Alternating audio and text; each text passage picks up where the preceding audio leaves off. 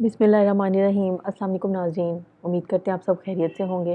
नाज़रीन, एक और सवाल और उसका तफसीली जवाब लेकर हम आपकी खिदमत में हाज़िर हैं।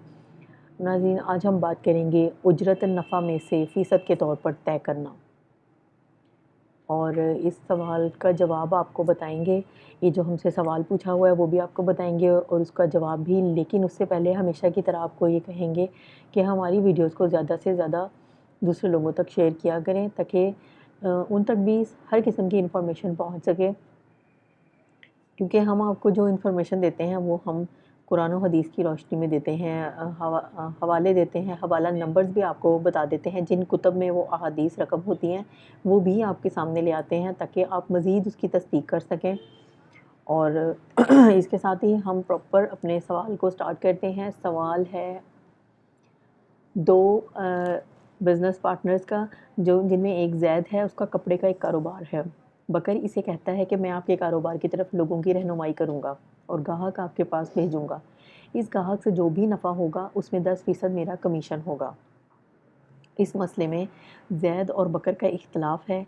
ज़ैद का मौक़िफ़ है कि फ़ीसद के हिसाब से, यानी 10% कमीशन लेना जिसका सवाल में ज़िक्र किया है, वो जायज़ है, बशर्ते कि गाहक के साथ गलत बयानी और धोखा दही से काम ना लिया जाए और दुकानदार कमीशन लेने की वजह से सामान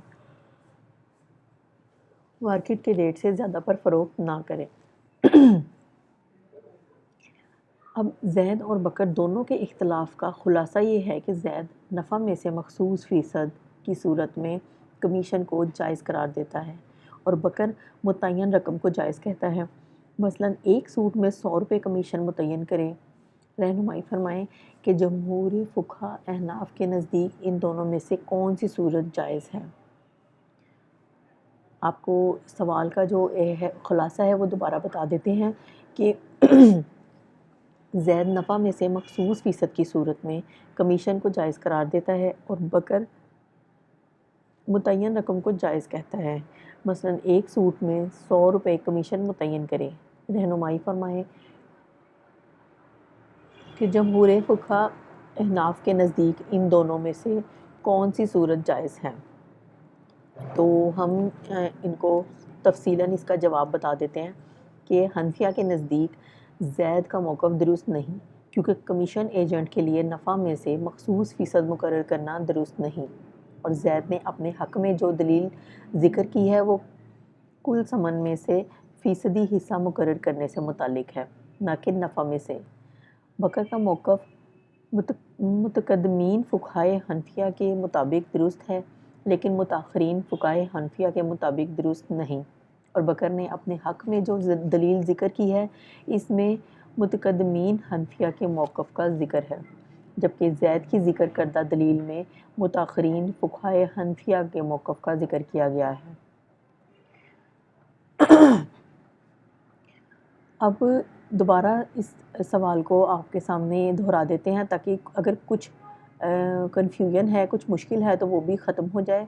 सवाल एक बार फिर से लेकर आते हैं आपके सामने और जवाब बताते हैं कि हनफिया के नज़दीक ज़ैद का मौक़िफ़ दुरुस्त नहीं, क्योंकि कमीशन एजेंट के लिए नफ़ा में से मख़सूस फ़ीसद मुकर्रर करना दुरुस्त नहीं, और ज़ैद ने अपने हक़ में जो दलील ज़िक्र की है वो कुल समन में से फ़ीसदी हिस्सा मुकर्रर करने से मुताल्लिक़ है, ना कि नफ़ा में से।